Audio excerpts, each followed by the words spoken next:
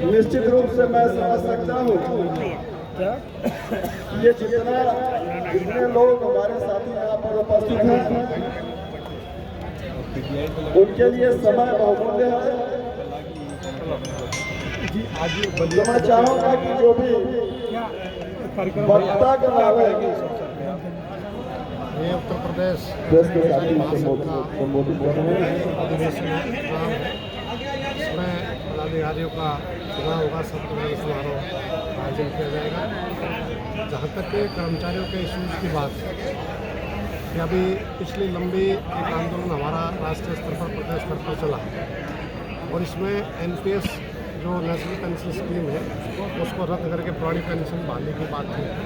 लेकिन केंद्र सरकार ने ऐसा करने की बजाय एक और UPS स्कीम इंट्रोड्यूस कर दी जिसको सिरे से खारिज करते हैं, स्वीकार नहीं करते और हमारी मांग है कि PFRD एक्ट को रद्द किया जाए और पुरानी पेंशन बहाल हो। दूसरा, लाखों की तादाद में हमारे कॉन्ट्रैक्ट आउटसोर्स सुविधा के आधार पर कर्मचारी काम करते हैं, जबकि माननीय सुप्रीम कोर्ट का भी वर्डिक्ट है कि जहाँ स्थायी प्रकृति का काम है वहाँ आउटसोर्सिंग सुविधा पर कर्मचारी नहीं लगेगा। तो इसलिए हम मांग कर रहे हैं कि सब लोगों को पक्का किया जाए, नियमित किया जाए और समान काम समान वेतन दिया जाए। तीसरा, हमारा जो मेजर इशू है कि प्रदेश में देश में सेंट्रल स्टेट में मिला करके 1 करोड़ से ज़्यादा पोस्ट खाली पड़ी और बेरोजगारी चरम सीमा पर है, यूथ धक्के खा रहा है, पेपर लीक हो रहे हैं। तो इसलिए ये पेपर लीक की प्रथा बंद हो और 1 करोड़ से ज़्यादा पोस्टें जो खाली पड़ी हैं समयबद्ध इनको रेगुलर भर्ती से भरा जाए, बेरोजगारों को रोजगार दिया जाए। तीसरा, निजीकरण की मुहिम बहुत तेज़ कर दी है। आपने देखा हुआ कल ही बिजली का निजीकरण का एक प्रस्ताव यहाँ भी उत्तर प्रदेश में भी आया है। निश्चित तौर से हम ये जो निजीकरण की प्रक्रिया है इसकी निंदा करते हैं। सार्वजनिक क्षेत्र को मजबूत करके ही पब्लिक को बेटर सेवाएं दी जा सकती है। ये एक बार नहीं अनेकों बार प्रूव हो चुका है। इसके बावजूद भी कुछ लोगों को फ़ायदा पहुँचाने के लिए मतलब इसका कर रहे हैं, निजीकरण कर रहे हैं। एक उदाहरण मैं आपको देना चाहता हूँ कि चंडीगढ़ में बता रहा हूँ, एक चंडीगढ़ में एक प्राइवेट कंपनी है जो पावर डिपार्टमेंट को प्राइवेट हाथों में दे रहे हैं। 25,000 करोड़ से ज़्यादा की परिसंपत्तियाँ हैं चंडीगढ़ पावर डिपार्टमेंट और मात्र 871 करोड़ रुपए में एक निजी कंपनी का हवाले दे रहे हैं। तो किस किस का कमीशन होगा उसमें? तो इसी तरीके से ये सारा कुछ खेल चल रहा है। पब्लिक की डिमांड नहीं है, मतलब स्टेक होल्डर की बिजली का कौन है? कर्मचारी है और कंज्यूमर है। ना कंज्यूमर की डिमांड है ना ही कर्मचारी डिमांड है, लेकिन इसके बावजूद कर रहे हैं। किसकी डिमांड है ये सब समझ में आता है जनता के। सरकार तो आउटसोर्सिंग पर नौकरी दे रही है, कार्यक्रम में रोजगार नौकरी दे रही है। तो सरकार भी मतलब चीफ मिनिस्टर भी आउटसोर्सिंग में लग सकते हैं और भी पद लग सकते हैं। आउटसोर्सिंग पॉलिसी इतनी बढ़िया है तो इनसे कम खर्चे में आउटसोर्सिंग वाले चला सकते हैं। बात इसकी नहीं है, ये वेलफेयर स्टेट है, इसका कंसेप्ट क्लियर है। पब्लिक को सर्विसेज देनी है, नो प्रॉफिट नो लॉस में, वो दे नहीं रहे हैं। कर्मचारियों जो मांगे हैं उनका समाधान नहीं हो रहा। अब आप देखेंगे माननीय योगी जी सत्ता में किसी भी कर्मचारी संगठन को बुला करके बातचीत की और जो बिजली के निजीकरण का जो कल एक सर्कुलर जारी हुआ है उसमें कहा गया कि पहले ही जो पिछले 22 में हड़ताल गए थे उनको आइडेंटिफाई किया जाए। तो इसका मतलब क्या है? 18 महीने का DA, जब आप कह रहे हैं कि 5वीं अर्थव्यवस्था बन गए हैं, तीसरी बनने वाले हैं, तो 18 महीने का जो पेंशनर्स का और कर्मचारियों का जो DA है आज तक रिलीज़ नहीं किया गया। तो इसलिए हमारी ये जो सारी मांगे हैं, पे कमीशन का गठन का सवाल है और उत्तर प्रदेश विशेष तौर से अगर आप देखेंगे संविदा के आधार पर कर्मचारियों की हालत क्या है? मिनिमम वेज भी नहीं है, PF नहीं है, ESI नहीं है। क्या ये दिखाई नहीं देता? और सब कुछ दिखाई देता है सरकार को, क्या ये दिखाई नहीं देता? तो इन इशूज़ को लेकर के निश्चित तौर से हम एक ठोस योजना बनाएंगे और राष्ट्रीय स्तर पर भी प्रदेश स्तर पर भी एक आंदोलन का निर्माण।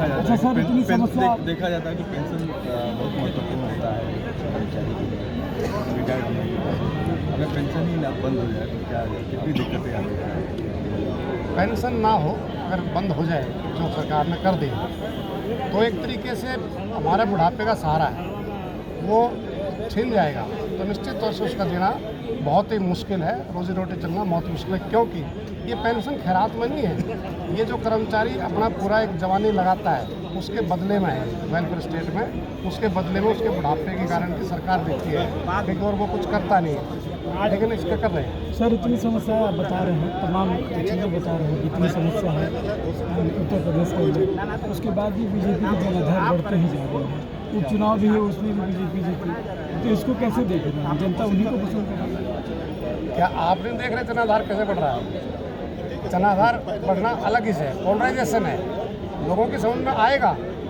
क्योंकि मेरे पेट में रोटी नहीं, और कोई कहे चोटी खड़ी करके भारत माता की जय बोलो, पहले रोजी रोटी का इंतजाम लेकिन करना। अंजाम तो इसलिए वही आ रहा है सर। आ रहा है, आपने वीडियो नहीं देखा क्या कि लोगों का वोट डालने के लिए रोका जा रहा है?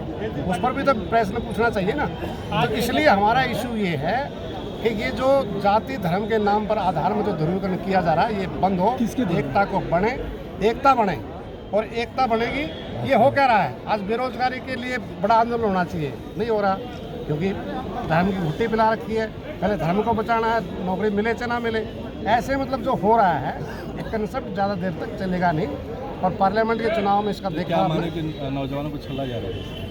निश्चित तौर से नौजवानों को छला क्या जा रहा है, उनको नौकरी नहीं है, मतलब नौकरी मांगते हैं। आप उत्तर प्रदेश में देख लो, पिछले दिनों पेपर लीक का एक पूरी मतलब वो चला है, पूरे देश की मतलब ये हालत है।